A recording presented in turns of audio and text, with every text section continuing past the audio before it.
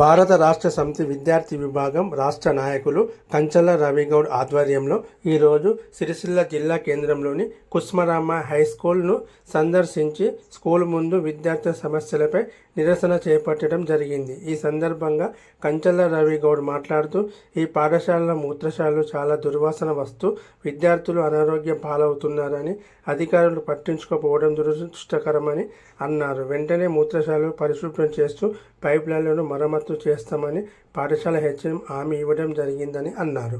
ఈ కార్యక్రమంలో జిల్లా నాయకులు మట్టె శ్రీనివాస్, నాయకులు నవీన్, రుద్రవేణి, సుజిత్, మేడం సాయి మరియు పాఠశాల విద్యార్థులు పాల్గొన్నారు.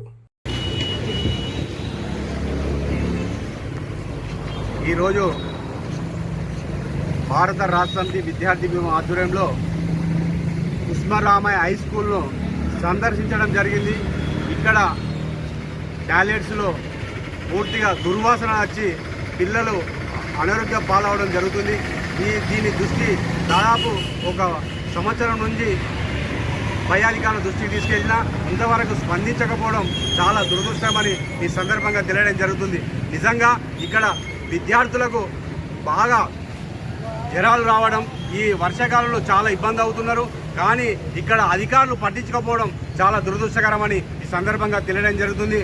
నిజంగా ఇక్కడ ఇవి వెంటనే పరిశుభ్రం చేస్తూ ఇవి పైప్ లైన్ మరమ్మతులు చేస్తామని ఈరోజు మాకు మన పాఠశాల హెచ్ఎం గారు 10 రోజుల్లో మేము ఖచ్చితంగా చేపిస్తామని హామీ ఇవ్వడం జరిగింది.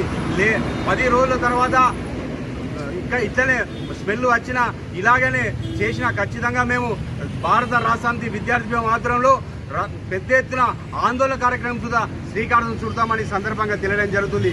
ఇక్కడ మధ్యాహ్నం భోజనం కూడా అక్కడ ఏది మన టాయిలెట్ల కాడ పెట్టడం కూడా చాలా ఇబ్బంది అవుతుంది. ఖచ్చితంగా ఇవన్నీ మన కుస్మరామయ్య హై స్కూల్ హెచ్ఎం గారు ఇవన్నీ పరిష్కరిస్తా అని మాకు హామీ ఇవ్వడం జరిగింది.